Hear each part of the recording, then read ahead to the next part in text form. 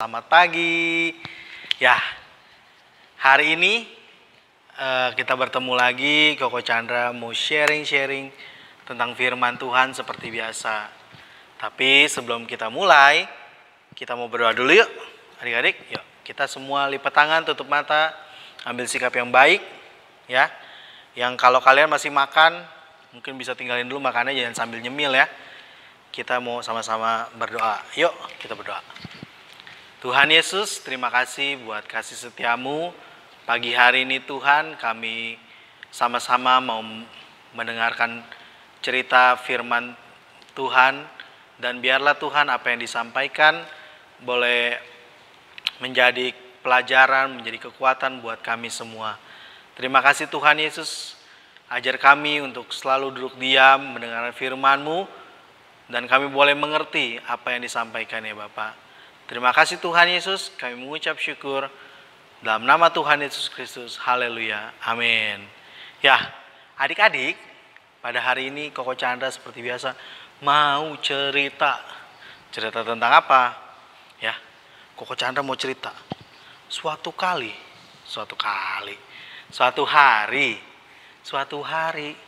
ada seorang pemuda. Ya, Koko Chandra nggak pakai nama deh. Takutnya nanti kalau pakai nama ada yang tersinggung, ya. Ada seorang pemuda, dia ini hobinya mencuri.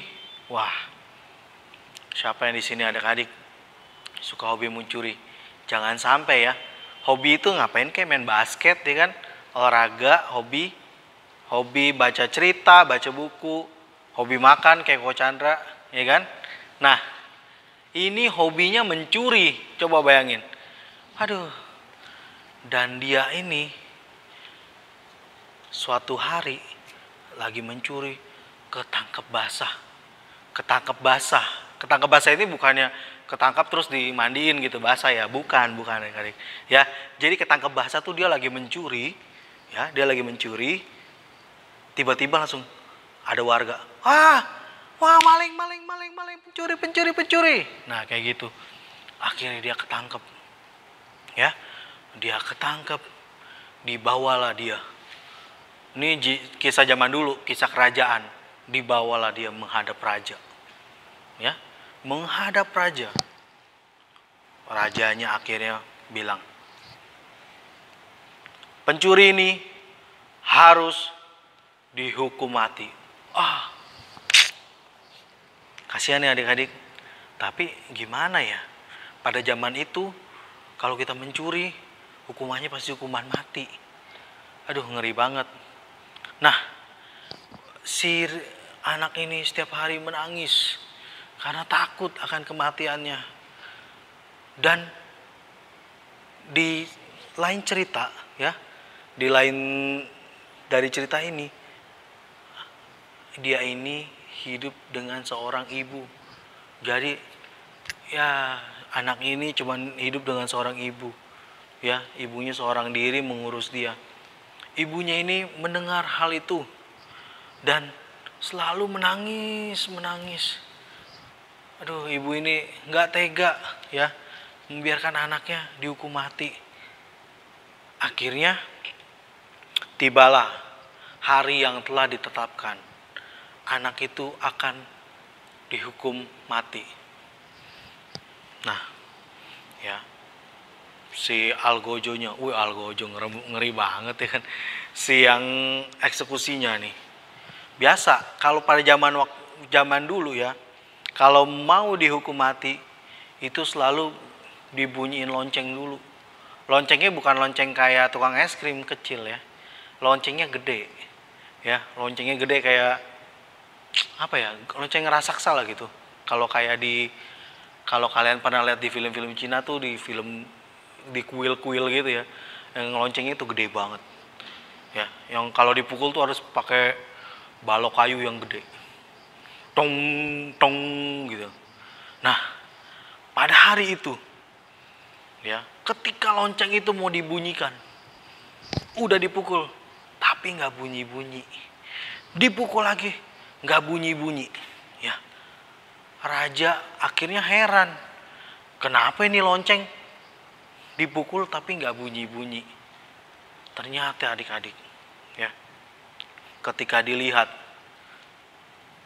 ada orang lagi ngegantung di bandulan loncengnya. Jadi kan kalau lonceng itu, ya, dalamnya itu ada bandulannya. Itu yang bisa bikin bunyi keliling gitu ya. Nah, dalam itu ada orang yang menggantung di bandulannya. Tahu. Kira-kira adik-adik tahu nggak siapa orangnya? Betul sekali adik-adik. Orangnya itu ternyata adalah ibu dari anak itu. Ya, akhirnya karena dipukul-pukul seperti itu, ibunya nggak kuat, ibunya jatuh dan akhirnya ibunya yang meninggal di tempat. Melihat itu, sang raja merasa kasihan dan akhirnya mengampuni anak ini. Tapi adik-adik, kasihan gak sih ibunya?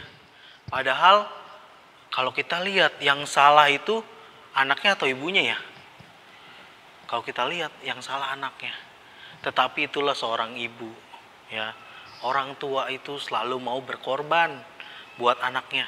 Bahkan nyawa pun diberikan untuk anaknya. Nah, adik-adik, ya nggak usah nangis, ya nggak usah nangis. Ya dengerin cerita Koko Chandra lagi, ya. Apalagi Tuhan kita, ya. Kalau orang tua di dunia ini aja mau berkorban nyawa buat anaknya, mau capek-capek buat anaknya, mau kerja mati-matian buat anaknya, apalagi Tuhan kita. Pasti sayang banget sama kita, ya. Dia bakal kasih apa yang kita perlukan, ya, apa yang kita butuhkan. Kita nggak mungkin ditinggalin sama Tuhan kita, ya. Tuhan Yesus. Nah, adik-adik, ya, mari setelah dengar kisah ini, ya, kalian harus lebih sayang lagi sama orang tua kalian, ya. Jangan sampai orang tua kalian mati-matian, orang tua kalian sayang sama kalian mati-matian, tapi kita nggak sayang sama orang tua kita. Kita nggak mau bantu orang tua kita. Orang tua kita kalau misalnya mama lagi nyapu, ya, atau papanya lagi nyuci motor atau apa, nyuci mobil gitu ya, bantu adik-adik, ya. Itu yang bisa bikin orang tua kita seneng, ya. Nah, Koko Chandra juga mau cerita nih, ya. Berhubungan dengan kisah ini, Koko Chandra juga di Alkitab ada kisah juga, ya. Dan tema hari ini adalah kasih yang tak berkesudahan, ya. Apa adik-adik?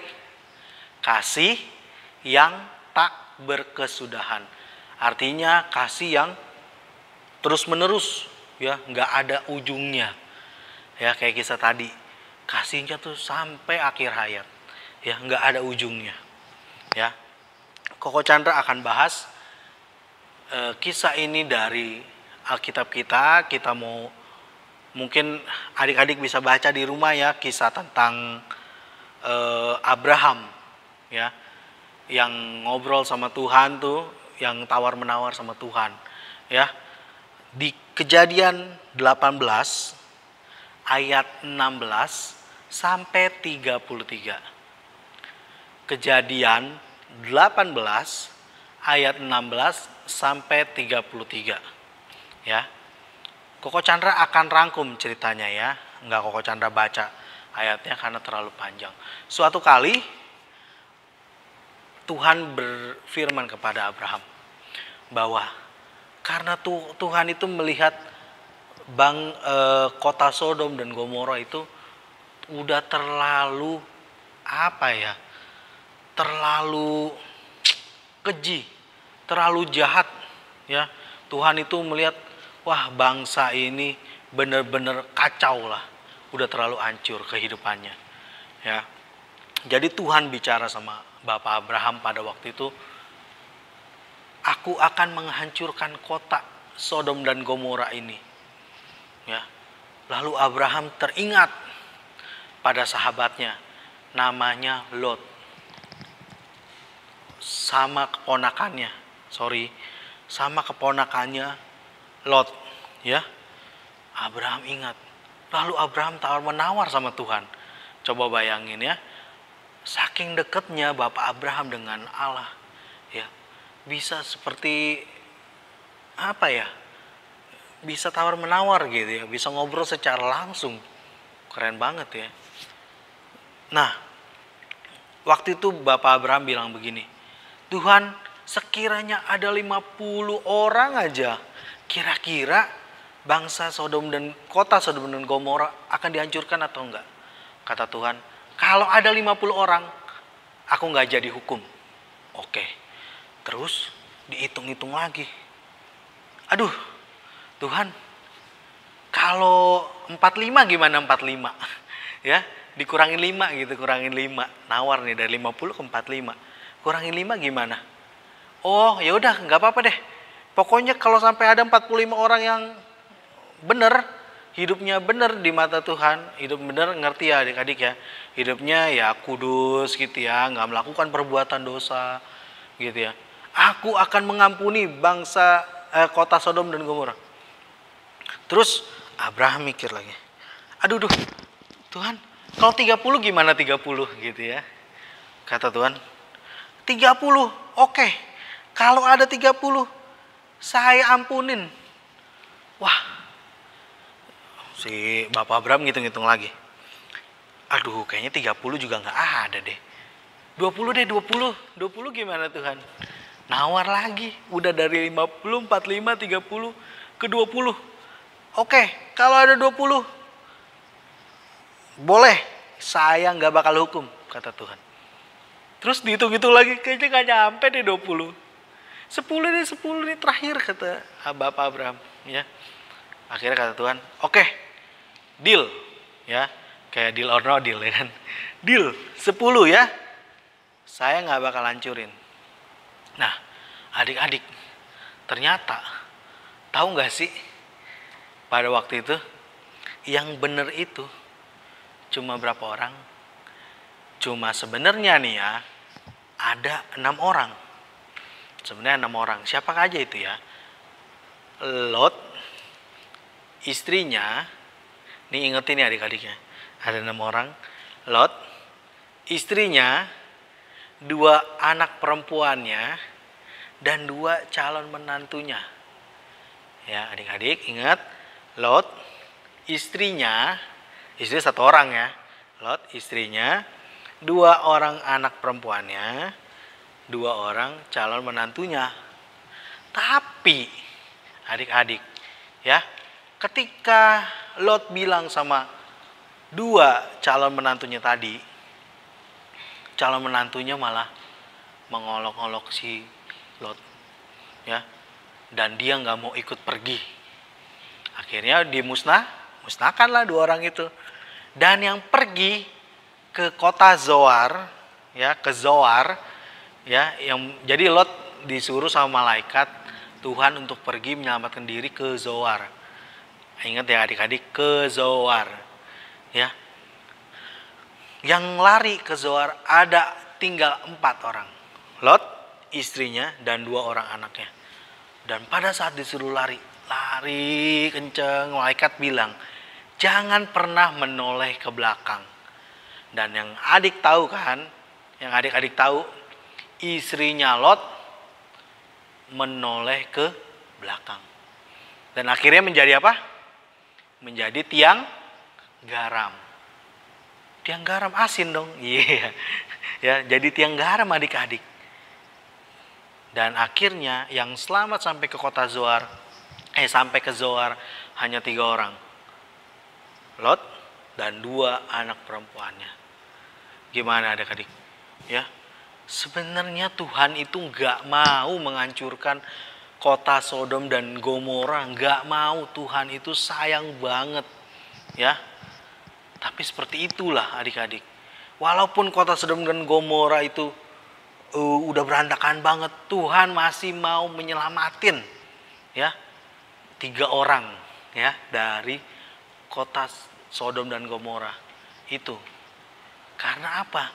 Karena Tuhan itu walaupun benci sama manusia yang jahatnya begitu rupa, ya kan, benci sama manusia yang kelakuannya tuh semakin lama semakin apa ya, semakin gak benar gitu, semakin jahat. Tetapi Tuhan tetap sayang sama mereka ya. Tuhan gak menutup mata untuk orang-orang yang mengasihi Tuhan. Tuhan gak tutup mata dengan orang-orang yang hidupnya benar di hadapan Tuhan. Makanya adik-adik ya, ada di Alkitab tertulis begini. Hari-hari ini adalah hari yang jahat ya. Karena hari-hari ini adalah hari yang semakin jahat. Tapi kita sebagai anak-anak Tuhan gak boleh terpengaruh ya. Kita harus tetap hidup benar. Hidup benar seperti Lot ini ya. Walaupun sekelilingnya jahat, sekelilingnya hidupnya udah gak benar, kita tetap harus hidup benar di hadapan Tuhan. Karena Koko Chandra yakin kita semua mau diselamatkan oleh Tuhan. Ya kan adik-adik? Ya, oke. Koko Chandra firman Tuhannya sampai sini ya. Koko harap kalian semua boleh mengerti. Koko harap kalian semua boleh paham dan kalian boleh mengingat hal ini ya. Bahwa kasih orang tua kepada anaknya itu ada pepatah begini ya. Kasih ibu sepanjang masa ya. Kasih ibu pokoknya sepanjang masa. Pokoknya semua bakal orang tua lakuin, bukan cuma ibu doang sih sebenarnya, bapak juga. Pokoknya kan bapak nih. Jadi bukan cuma ibu doang, bapak juga ya, mengasihi anak-anaknya, adik-adik pastinya ya kan. Apalagi Tuhan yang tadi Coach Chandra bilang, kalau kasih ibu aja udah mau mengorbankan anaknya seperti yang dicerita, apalagi Tuhan. Tuhan juga pasti ngasih yang terbaik buat adik-adik semua.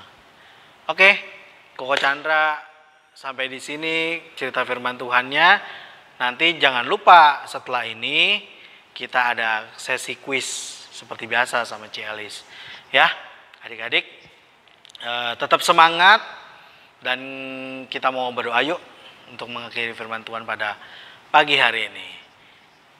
Tuhan Yesus, terima kasih buat kasih-Mu, buat firman Tuhan yang sudah kami dengar.